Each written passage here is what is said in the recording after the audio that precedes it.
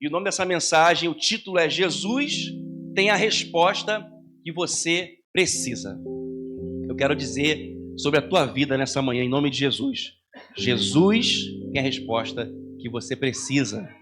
Hoje você vai sair daqui com a resposta do Senhor, não por minha causa, mas pela sua palavra, que é rica e é poderosa.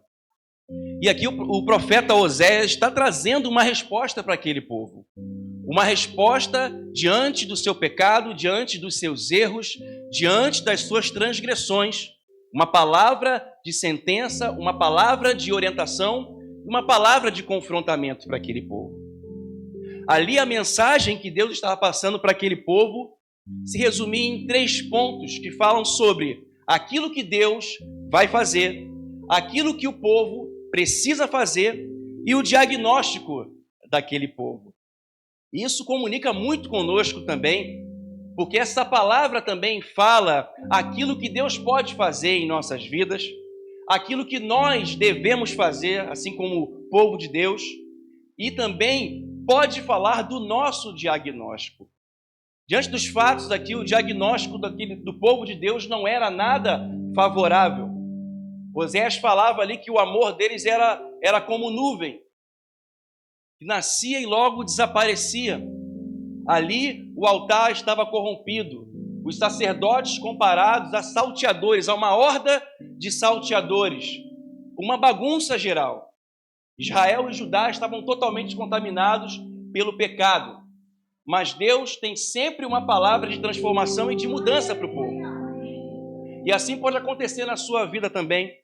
Talvez você possa estar passando por um momento de desordem, por um momento de confusão, por um momento até de pecado, mas Deus é poderoso para restaurar o teu coração e fazer você mudar a tua mente, te dar um novo sentido. E agora, Deus começa falando aquilo que Ele vai fazer.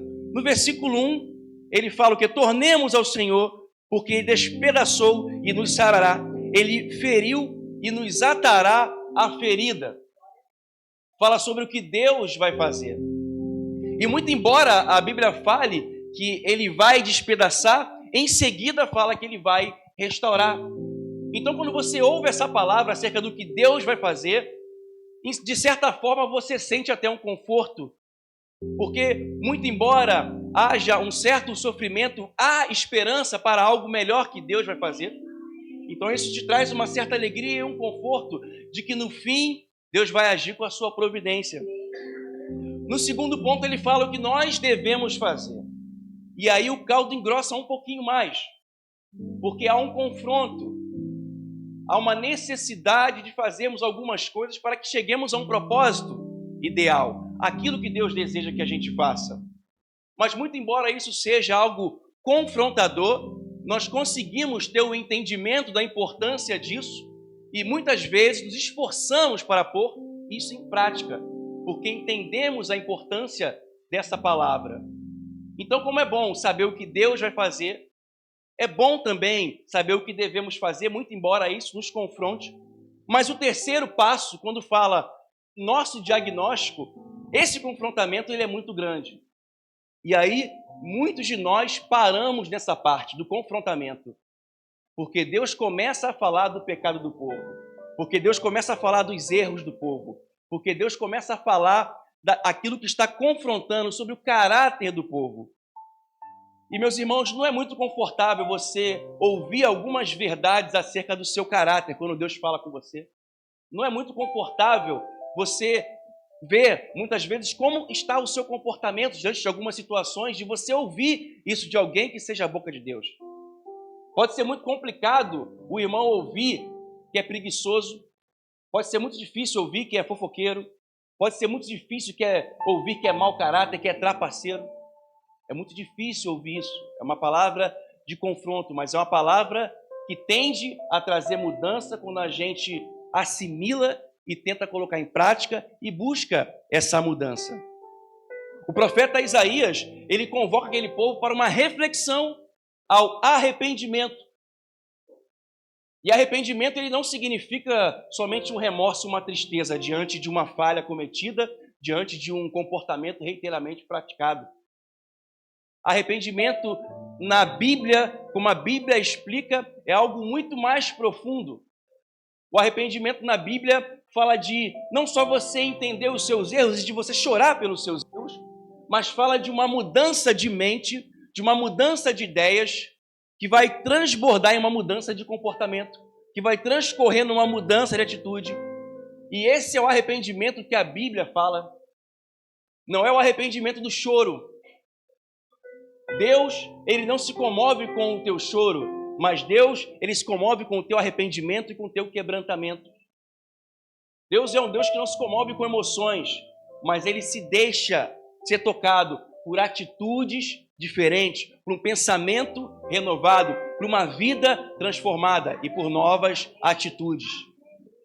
Amém? Que nessa manhã a gente saia do estágio do choro e da tristeza, muito embora isso aconteça, e é importante você se entristecer com aquilo que está desagradando ao Senhor e querer mudar. Mas mais importante que isso, é a igreja entender que para que haja o arrependimento completo, é necessário uma mudança de pensamento e uma mudança de rota, uma mudança de atitude. É por isso que o diabo não quer que você seja confrontado e que você ouça algumas verdades acerca de você ou acerca de qualquer um de nós aqui, porque isso produz o verdadeiro arrependimento e te faz mudar de rota. E quando você muda de rota, e você muda de caminho, e você começa a fazer aquilo que agrada a Deus, e você começa a ter uma atitude diferente do que você tinha antes, você vai começar a ver a resposta de Deus na sua vida. A metanoia, que significa esse arrependimento, que fala de mudança de mente e de comportamento, é o que vai te levar a provar das respostas de Deus, a provar da direção de Deus e a provar dos resultados que o Senhor quer que você atinja. E aí, eu queria trazer para os irmãos de que forma acontece essa metanoia, como acontece essa transformação na nossa mente, em nossos corações. E eu coloquei 3 passos que eu creio que são bastante importantes para todos nós. E o primeiro passo é, primeiramente, deixar que Deus revele o nosso caráter. Aqui em Oséias, o profeta usado por Deus trouxe uma palavra muito dura, mas que revelava o caráter do povo de Israel e de Judá, aquilo que eles necessitavam de mudança. E é muito importante a gente deixar que Deus faça isso conosco. E eu não quero falar deixar no sentido de permitir, porque quem somos nós para permitirmos alguma coisa? Mas abra o teu coração. O diabo quer que você feche o teu coração, para que quando você ouça a palavra de confrontamento, você fale, não, isso não é comigo. Não, esse irmão ele não quer meu bem. Não, isso aí ele não está enxergando a verdade. Mas e você? Você faz isso também. A gente tenta se defender, talvez acusando o outro, ou então com um pensamento de misericórdia acerca de nós mesmos, de forma até demasiada. Achamos que somos justos de alguma forma, mas que na verdade nós somos tão pecadores que precisamos a cada dia do arrependimento. E nós precisamos abrir nosso coração para que Deus possa revelar o nosso caráter. Eu creio que o Senhor está falando no coração de cada um nessa manhã aqui, revelando aquilo que precisa ser transformado, para que você não só se arrependa no sentido simples da palavra, mas que haja uma transformação geral na sua mente e no seu coração. Deixe Deus revelar o seu caráter. E o segundo ponto, não resista ao tratamento dele. O Senhor fala que despedaçou e sarará, ele feriu e atará a ferida. Muitas vezes o tratamento ele é doloroso, ele faz com que choremos, ele faz com que a gente sinta muito desconforto, mas muitas vezes é necessário para que você possa ver os resultados. Em Jeremias capítulo 18, versículo 4, a Bíblia diz que como o vaso quebrou-se na mão do oleiro, fez dele outro vaso, conforme o que pareceu bem ao oleiro fazer. E como é bom estar nas mãos do oleiro. O oleiro é o Senhor Jesus. E se você está nas mãos do Senhor Jesus, você está apto a receber uma grande mudança na sua vida. Mas você precisa deixar ser quebrado por Ele. Porque ser quebrado dói. Mas ser quebrado nas mãos do oleiro é muito bom. Porque quando o oleiro te quebra, ele faz você segundo a vontade dele. E eu creio que se você está aqui, você tem o desejo de ser como o Senhor Jesus Cristo. Eu creio que você recebeu o Senhor na sua vida, e se você ainda não recebeu, você vai receber nessa manhã, em nome de Jesus. Mas quando você recebe o Senhor na sua vida, há no seu coração um desejo de ser transformado, e muitas vezes, para ser transformado, você precisa ser totalmente quebrado. Quebrado nas suas ideias antigas, nos seus comportamentos antigos, às vezes na sua forma de falar, na sua forma de agir, na sua forma de reagir, na sua forma de colaborar, da sua forma de como você se enxerga a si próprio, da forma de como você enxerga o outro. Muitas vezes Deus quer quebrar no teu coração um espírito de crítica. Eu não sei porque veio isso na minha mente nesse momento, mas talvez Deus possa querer quebrar isso no seu coração nessa manhã.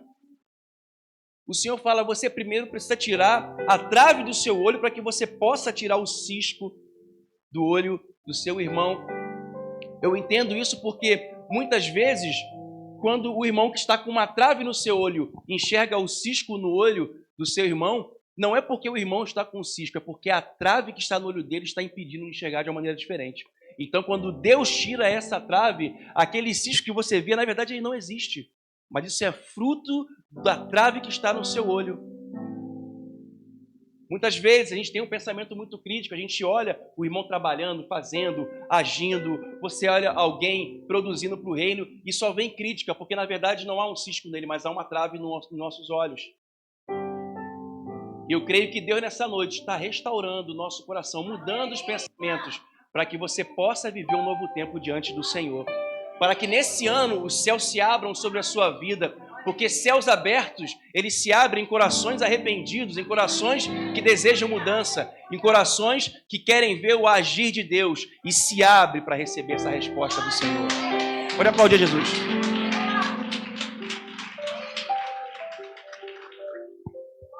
Aleluia, porque Ele nos quebra, mas Ele nos faz de novo. E o terceiro ponto eu queria dizer que nós precisamos crer que a resposta chegará. Primeiro ponto é deixar o Senhor revelar o nosso caráter. Segundo ponto, não resista ao tratamento dele. E o terceiro ponto, creia que a sua resposta chegará. Amém? A Bíblia fala no versículo 3 de Oséias, capítulo 6, a sua saída como a alva é certa. Assim como o amanhecer, ele vem, independente de você querer ou não, o Senhor ele vai trazer o resultado daquele que planeja, daquele que planta, daquele que rega, segundo a vontade dele, daquele que se submete ao Senhor.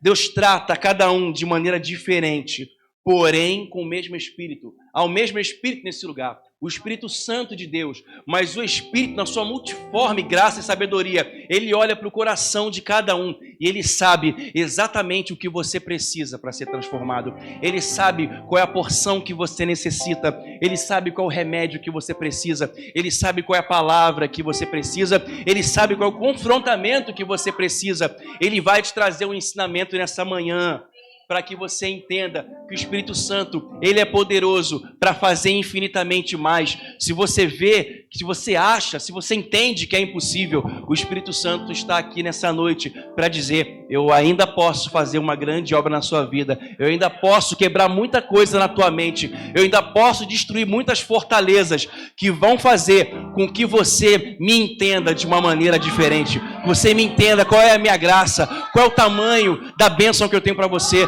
qual é o tamanho do projeto e do propósito que eu tenho para você. A sua mente vai ser transformada nessa manhã, irmão, em nome de Jesus. Aleluia. A Bíblia ela fala da história de algumas pessoas que tiveram a sua mente transformada e puderam provar do milagre do Senhor e puderam ver a resposta do Senhor. Eu separei 3 histórias aqui que eu creio que são histórias muito importantes, que nós podemos acompanhar a mudança de pensamento e aquilo que Deus é capaz de fazer na vida de um homem. Eu queria falar de um homem chamado Natanael. Lá em João capítulo 1, versículo 43 até o 49, a Bíblia fala de um homem chamado Natanael, que ele recebeu uma resposta de Deus. Natanael, ele precisava receber uma palavra rema do Senhor, e nós vamos entender isso. Certo momento, Jesus estava chegando na Galileia, e ali ele estava chamando os seus discípulos para a sua missão. E certo momento, o Senhor encontra um homem chamado Filipe. E ele chama Filipe para o ministério. E Filipe, ele segue a Jesus. Porém, Filipe, ele não só ficou no serviço, ele não só recebeu essa bênção, esse chamado com alegria, mas ele se dirigiu até o seu amigo Natanael. A Bíblia fala que Filipe achou Natanael. E Filipe, ele chegou com boas novas para Natanael. Eu queria destacar para os irmãos como é importante a influência de boas companhias. Como é importante a influência de uma companhia que te leva para Jesus. Como é importante a influência de uma companhia que tem uma palavra de Deus para a tua vida, ao invés de uma palavra que vai te afastar do Senhor. Ao invés de uma palavra que vai tirar você do caminho. Ao invés de uma palavra que até pode trazer uma satisfação inicial, mas vai ser totalmente contrária. Mas Filipe, ele foi trazer uma boa nova para o seu grande amigo Natanael. E ele falou assim para Natanael: Natanael, venha, nós achamos, eu achei aquele que a Escritura fala, aquele que Moisés fala, Jesus Cristo, o Senhor, aquele que a palavra fala. Sabe o que eu aprendo com isso? Que o amigo é aquele que dá conselho segundo a palavra. Amigo é aquele que te direciona segundo a palavra. Se o teu amigo está falando, te dando um conselho para que você faça o contrário à palavra, ele precisa rever isso e repense se ele é realmente o seu amigo. Se o teu amigo está falando para você não perdoar, repense se ele é o seu amigo de verdade. Se o seu amigo fala para que você dê as costas para o chamado que Deus tem para a tua vida, repense se realmente você é seu amigo. Porque Filipe, ele falou: Natanael, tem algo maravilhoso, aquilo que a palavra está dizendo. Jesus se manifestou, vamos até Jesus. Amigo que é amigo leva outro amigo para Jesus. Amém? Se você tem um amigo, você quer ver se ele é teu amigo, ele está falando de Deus para você, ele fala das coisas de Deus. O assunto de vocês fala de Deus ou fala do outro? O assunto de vocês fala sobre o quê? Deus tem uma palavra de confrontamento para cada um de nós. E a metanoia só acontece quando a gente entende aquilo que a gente precisa melhorar e mudar. Eu creio que Deus pode fazer nessa manhã, em nome de Jesus, em nós. E agora ali Natanael, um servo de Deus, um homem temente a Deus, ele responde de maneira categórica ali para Filipe e diz: ué, mas pode vir alguma coisa boa de Nazaré?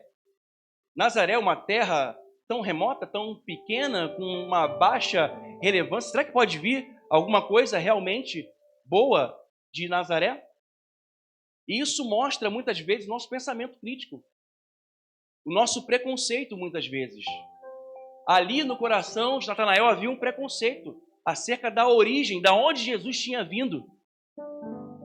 Mas isso era fruto talvez de uma amargura no seu coração, de um preconceito que foi resultado talvez de uma tristeza, de uma necessidade que ele tinha que até então não havia sido respondida. E ao invés de Filipe talvez concordar com seu amigo e falar: realmente, será que pode vir alguma coisa boa? Ao invés de Filipe ser sucumbido pela falta de fé do seu amigo, ele fala: não, vai lá e veja. Vai lá e veja. Porque o amigo, ele quer promover o teu encontro com Jesus. O amigo que tem experiência com Jesus, ele fala: vai lá e veja. Ele não fala: vai lá e veja para você achar o que você vai pensar. Não, vai lá comprovar para ver o que você pensa. Não, ele fala assim: vai lá e veja porque eu vi e eu provei. E agora você vai lá e veja. Vai lá e veja porque eu tenho testemunho. Porque eu passei por isso e eu fui curado. Porque eu estive doente e o Senhor restaurou a minha vida. O Senhor restaurou a minha saúde. Vai lá e veja. Eu tive uma experiência com o Senhor. Como é importante ter experiência com Jesus, porque aquele que tem experiência com Jesus quer levar o outro a ter uma experiência com Ele também. Amém? Eu creio que Deus está enchendo o teu coração de alegria e de fé nessa manhã, para que você viva essa experiência e você possa falar diante das palavras que são opostas, as palavras que se opõem. Fala: não, vai até Ele e veja, porque eu já provei, você vai provar e você vai receber também. E assim Natanael, ele foi até Jesus.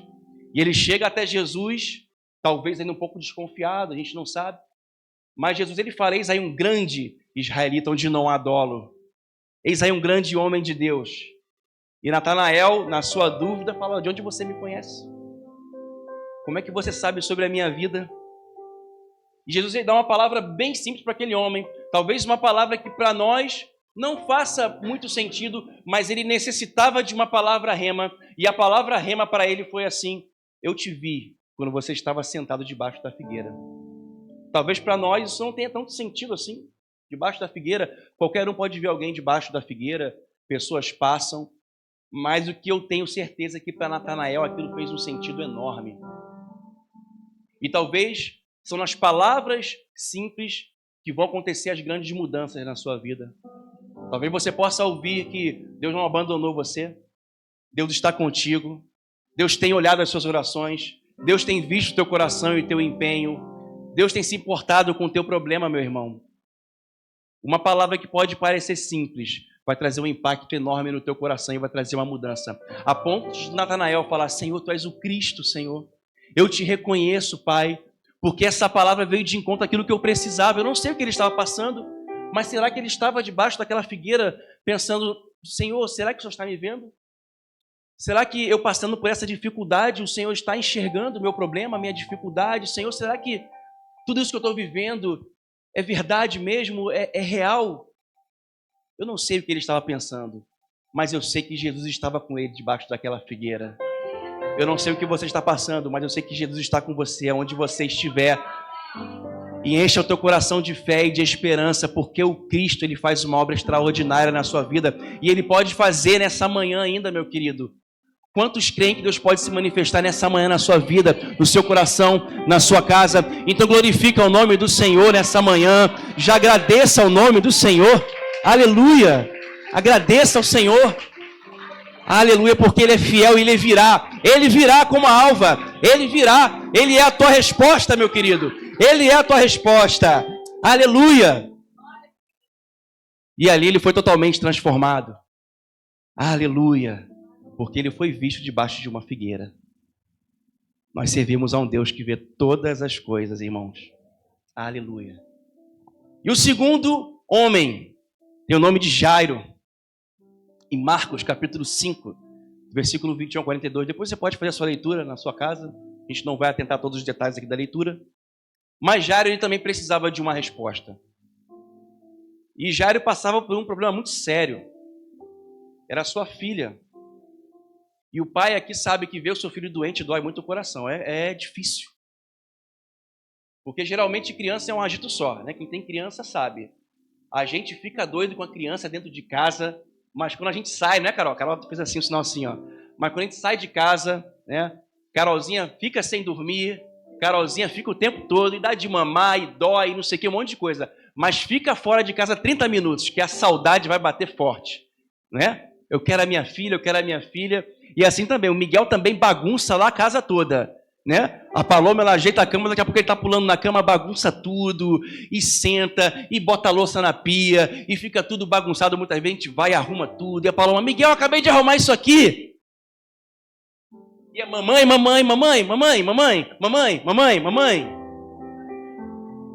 Ela falava para mim assim: ai, amor, eu quero ser mãe. Eu falei: amor, tu não pediu para ser mãe? Agora aguenta ser mãe, faz parte. Mamãe. E Jairo estava passando por um problema no seu filho, com a sua filha. Não é isso? E ver o seu filho doente é muito difícil. E ela não só estava doente, não era uma virosezinha, mas era uma questão de risco de vida. Ela estava à beira da morte. E Jairo, ele foi até Jesus. Jairo, ele era o maioral da sinagoga, um homem certamente muito conhecido, um homem que tinha uma grande influência. Mas ele foi ali até Jesus e a partir dali começa o processo na vida de Jairo. Que os irmãos sabem que ele recebeu a sua bênção, mas Deus, quando faz a obra, ele gera um processo e ele vai nos ensinando, ele faz com que a nossa mente vá sendo transformada diante das situações. E Jairo, ele pôde ser transformado também. Jairo, ele chega até Jesus e fala: Senhor, minha filha está à beira da morte, Senhor. Eu peço, Senhor Deus, que o Senhor vá até a minha casa. Vai até a minha casa, Jesus. Porque não basta somente eu ver a cura da minha filha, eu preciso da tua presença na minha casa. Vai até a minha casa. E eu creio que Jairo começou pela forma certa. Porque mais do que você ver os milagres se manifestarem na sua vida, é muito melhor ver Jesus na sua casa. É muito melhor ver Jesus cuidando da sua vida. Porque mesmo que você passe por dificuldade, você tem a certeza que Jesus está lá e você sabe que Ele está cuidando de você. E já ele fala assim, vai até a minha casa, Senhor. E Jesus, ele topa. E ele vai caminhando até a casa de Jairo. Só que nesse caminho acontece alguma coisa que Jesus, ele para. E eu imagino o coração de Jairo angustiado nesse momento, porque ele tinha uma urgência naquela hora, e ele começa a caminhar com Jesus, e Jesus para e fala, quem me tocou? Imagina o Jairo, mas Senhor, bora, todo mundo te toca aí. Por favor, minha filha está quase morrendo. Não para agora não. Sabe quando você está resolvendo aquele teu problema, alguém está te ajudando, aí o telefone toca do atendente, ele começa a resolver outro problema, você, cara, eu estou com essa urgência aqui, e cara, ele parou para resolver outra coisa. Mas isso tudo fazia parte do processo de Deus. Porque naquele momento ali, uma mulher tocou nas vestes de Jesus, Jesus foi, e aquela mulher foi totalmente curada. E Jairo, ele pôde ver o milagre na vida daquela mulher. Só que quando a gente está num processo diante de uma situação, a gente quer ver o milagre, muitas vezes nós vamos ver alguém receber a bênção na nossa frente. Muitas vezes você vai ver alguém na tua frente receber a bênção, você ainda não recebeu a tua, mas você vai ver alguém celebrando uma vitória. E Jairo, ele teve que aprender a olhar a vitória daquela mulher e ter fé e entender que a hora dele iria chegar. E isso fazia parte do processo dessa mudança de pensamento de Jairo. Ele precisava entender que ele iria passar por isso e ele iria encontrar diversas situações e ele iria precisar também celebrar a bênção de outra pessoa. E uma coisa que é bastante curiosa é que essa mulher de fluxo de sangue, ela estava doente havia 12 anos. E a filha de Jairo também tinha 12 anos, pelo mesmo período. Isso me fez refletir. Porque no momento onde havia, há 12 anos atrás, uma grande celebração na casa de Jairo, nascia uma doença em outra casa. E assim nós somos como igreja, meu querido. Nós vivemos grandes celebrações, nós vivemos também tristezas também. Às vezes você pode estar passando por uma grande vitória, mas tem um irmão do seu lado que está passando por uma dificuldade. E sabe o que acontece? O Senhor está cuidando daquele que recebeu a sua vitória e daquele que está passando pela dificuldade. É o mesmo Deus que está cuidando.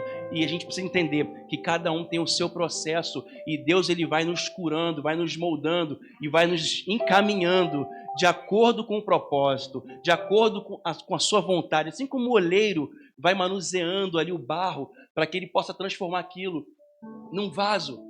Ele vai fazendo na sua vida. E Jairo, ele começou a ser transformado ali. Ele começou a ser moldado. E é muito bom a gente poder ser igreja e poder celebrar alegrias, mas também poder chorar com aqueles que choram. Eu comentei aqui de manhã, o pastor Pedro já falou isso várias vezes, que ele já foi para funerais e logo em seguida celebrou uma formatura. E nós, como igreja, precisamos entender isso, que nós vamos chorar muitas vezes com aqueles que choram e vamos nos alegrar com que se alegram. Às vezes, onde nasce uma grande vitória, em outro lugar nasce uma doença, mas tudo isso faz parte do processo e o Senhor vai dar uma resposta para você, meu querido, porque nós somos igreja. E a gente estava cantando uma canção aqui antes do início do culto, que é uma canção que fala muito ao meu coração e fala sobre o que é ser igreja, porque tem uma passagem que fala, uma parte da música que fala sobre tua vida, eu vou profetizar, nenhuma maldição te alcançará. Sei que Deus tem para ti um manancial cujas águas nunca cessarão. É assim que Deus tem para você também. Eu queria que você cantasse essa música comigo. Vamos cantar essa canção? Essa canção é muito linda. Não vou calar. Não vou calar meus lábios, eu vou profetizar, manifestar. Você é a igreja. Abençoar quem Deus.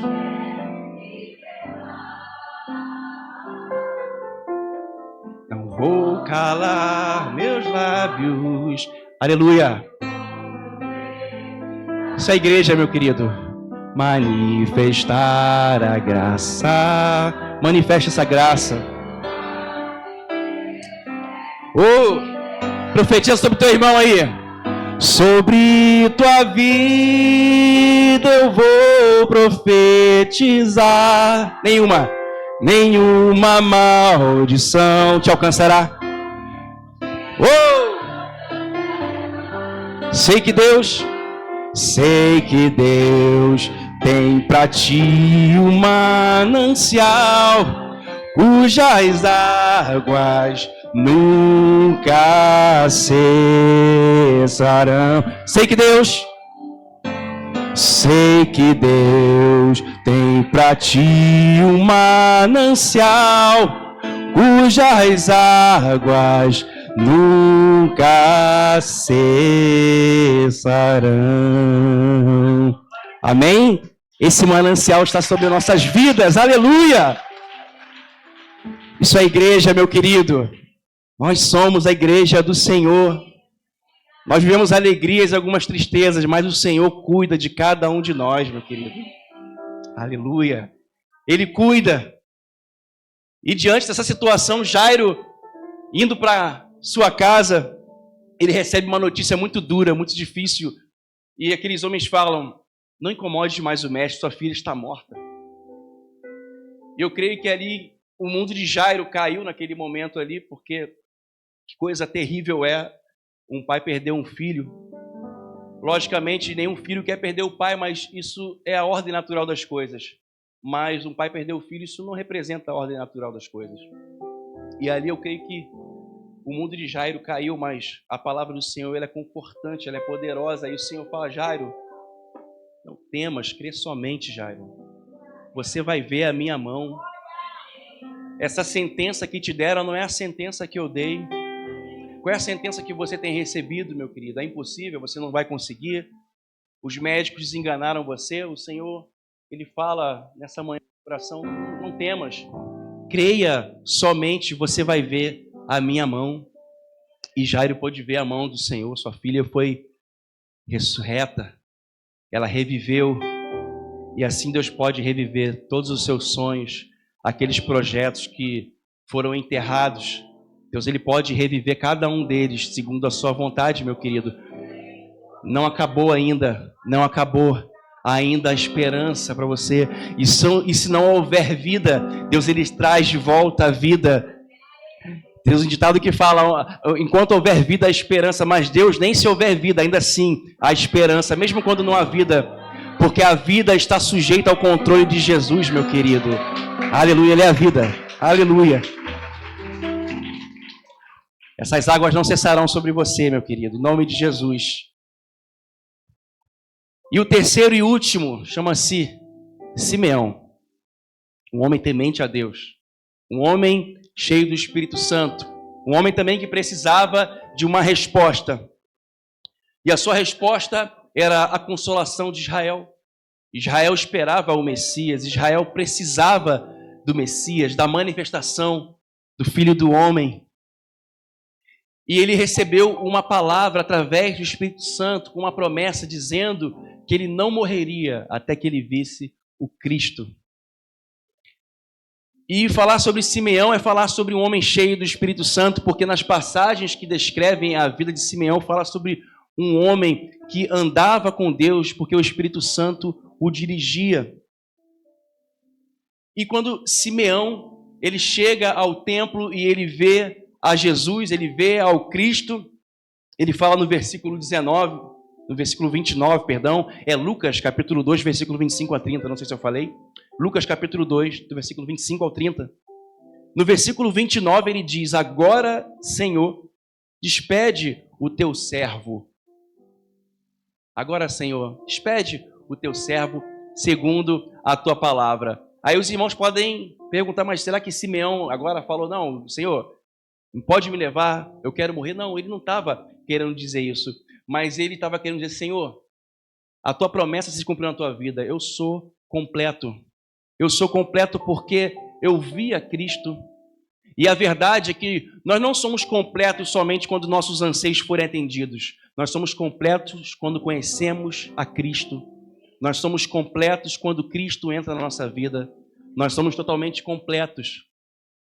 E agora você pode falar: Senhor, eu sou completo, eu tenho uma plenitude, porque nada nesse mundo vai preencher o vazio, não é o dinheiro, não são as influências, nada pode substituir o que Cristo pode fazer em nossas vidas, no nosso coração, no seu sentimento.